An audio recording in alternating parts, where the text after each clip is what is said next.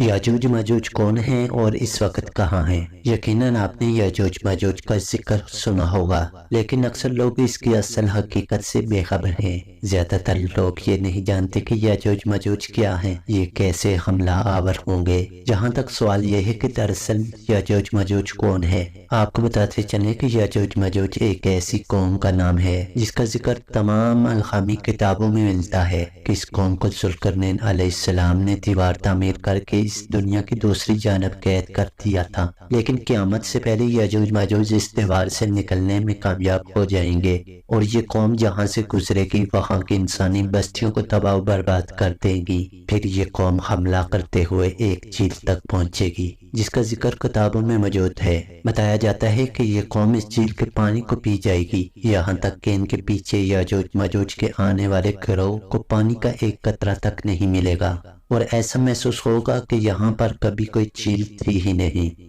اس جھیل کا نام تبریا ہے اور یہ جھیل بحر تبریا کے پاس موجود ہے۔ تبریا نامی یہ جھیل اسرائیل کے شہر تبریا میں واقع ہے۔ یہ اسرائیل کی سب سے بڑی میٹھے پانی کی جھیل ہے جو کہ 21 کلومیٹر لمبی اور 13 کلومیٹر چوڑی ہے اور 43 میٹر گہری ہے۔ یہ وہ جھیل ہے جسے آج اسرائیل اپنے لیے معتبر سمجھ رہا ہے۔ یہی جھیل یاجوج ماجوج کا منظر ہوگا جس کا ذکر قرآن مجید میں اللہ تبارک و تعالیٰ نے 1400 سال پہلے ارشاد فرما دیا تھا۔ قصص القرآن کتاب میں منصب مولانا افضل رحمان نے اس سوال کا انتہائی مفصل جواب دیا ہے کہ یاجوج ماجوج آخر کون ہیں اور یہ کہاں رہتے ہیں۔ انہوں نے اپنی کتاب میں ذکر کیا ہے کہ قرآن پاک کی سورہ کاف میں اس قوم کا ذکر موجود ہے۔ ارشاد باری تعالیٰ ہے کہ یہاں تک کہ وہ ان پہاڑوں کے درمیان پہنچے تو انہیں ان پہاڑوں سے پہلے کچھ لوگ ملے جن کے بارے میں ایسا لگتا تھا کہ وہ کوئی بات نہیں سمجھتے۔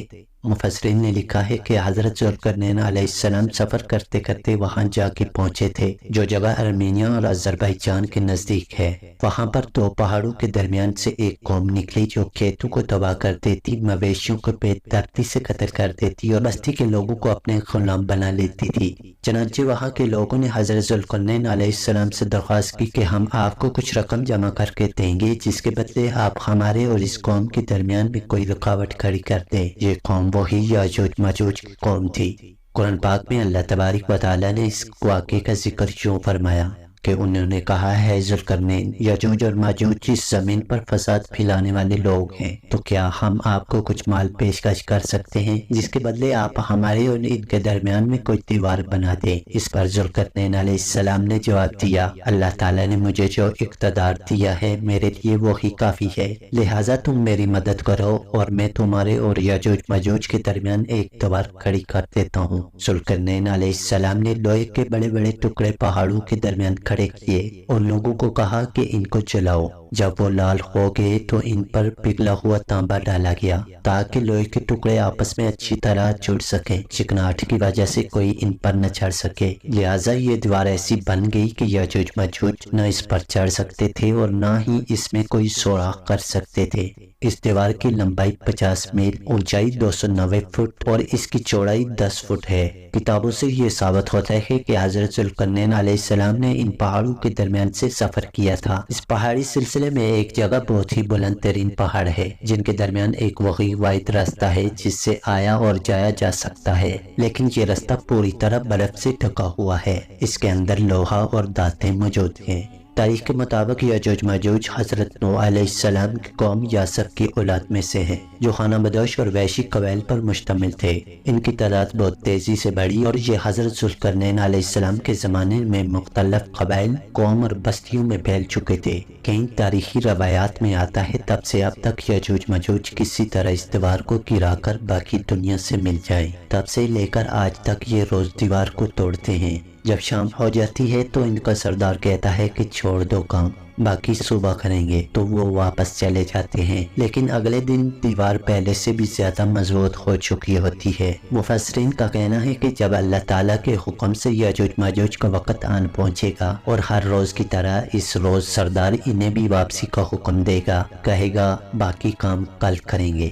इंशाअल्लाह अज़्ज़ा व जल। इससे पहले कभी भी इसने ये अल्फाज इस्तेमाल न किए होंगे। इन अल्फाज की मदद से अगले दिन वो दीवार को वैसा ही पाएंगे जैसा वो पहले छोड़ के गए थे। चुनांचे ये लोग इंतहाई पुरजोर होकर दीवार गिरा देंगे और जमीन पर फैलते जाएंगे। ये जहाँ से गुजरते जाएंगे वहाँ पर तबाही फैलाते जाएंगे और मखलूक खुदा को अपने शर और फसाद से अपना निशाना बनाएंगे। इनका पहला ग्रुप भागता हुआ जब झील तिबरिया से गुजरेगा तो सही मुस्लिम के मुताबिक वो इसका सारे का सारा पानी पी जाएगा। जब इनका आखिरी ग्रोह यहाँ पर पहुँचेगा तो कहेगा क्या यहाँ पर कभी पानी हुआ करता था।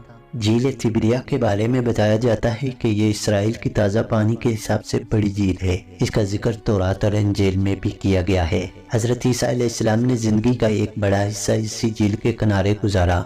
यहीं से कत्ल गारत करते हुए याजूज माजूज बैतुल मुक़द्दस पहुंचेंगे और ये ऐलान करेंगे कि जमीन पर अब हमारा कब्जा हो चुका है। अब हम आसमान पर कब्जा करेंगे। आसमानों की तरफ तीर फेंकेंगे और वो खून आलूद होकर नीचे आएंगे। कोई भी इनका मुकाबला नहीं कर पाएगा। जिसके बाद हजरत ईसा अलैहिस्सलाम मुसलमानों को अपने साथ लेकर कोई तौर पर पनाह लेंगे और आम लोग महफूज मकामात पर अपने आप को बंद करके अपनी जानें बचाएंगे। मौलाना हफ्जुर रहमान ने अपनी किताब क़ससुल कुरान में लिखा है कि हज़रत ईसा अलैहिस्सलाम और तमाम मुसलमान आपस में मिलकर अल्लाह ताला से दुआ करेंगे कि अल्लाह ताला इनसे जान छुड़वा दे। फिर अल्लाह ताला इनकी गर्दनों में एक ऐसा कीड़ा पैदा करेंगे जो इनकी मौत का बाइस बनेगा। पूरी ज़मीन इनकी लाशों से भर जाएगी और फिर इनकी इतनी बदबू होगी। हज़रत ईसा अलैहिस्सलाम और इनके साथ जो लोग हैं वो मिलकर दोबारा दुआ करेंगे कि या अल्लाह इस बदबू को ख़त्म कर दे। तो अल्लाह ताला की तरफ से बारिश बरसेगी जो ज़मीन को इन तमाम लाशों से पाक कर देगी।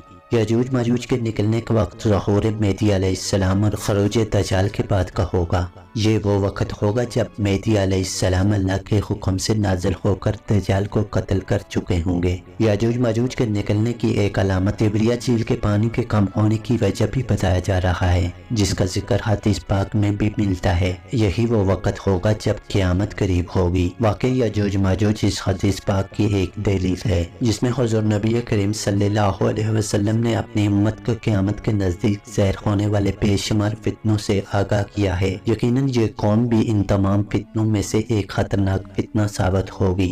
अल्लाह तबारक व तआला से दुआ है कि हमें तमाम फितनों से महफूज रखे और हमें अपने ईमान पर साबित कदम रहने की तौफीक अता फरमाए। आमीन। तो दोस्तों, उम्मीद है कि आज की ये वीडियो आपको पसंद आई होगी। मज़ीद इस तरह की वीडियो के लिए हमारे चैनल को सब्सक्राइब कर दें। अगर वीडियो पसंद आई हो तो लाइक ज़रूर कर दें और अपनी राय कमेंट सेक्शन में ज़रूर बताइएगा। मिलते हैं बहुत जल्द एक ऐसी ही नई वीडियो के साथ। तब तक के लिए अपना बहुत सा ख्याल रखिएगा। अल्लाह ने के बाद।